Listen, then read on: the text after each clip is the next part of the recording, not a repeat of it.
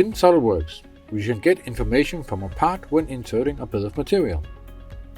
This will ensure consistency between your parts and assembly drawings.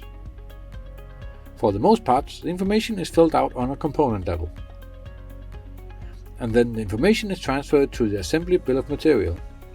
However, it is possible to transfer information from the bill of material to the component. If you insert a bill of material and realize that some of the information is not filled out, simply double-click on the field with the missing information.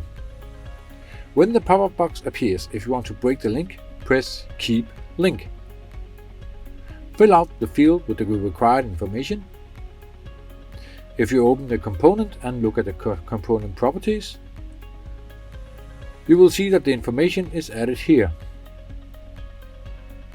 Note that the property is filled out within the active configuration of the model.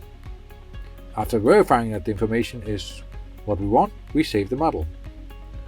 This is a quick way to spot and fill out the missing properties.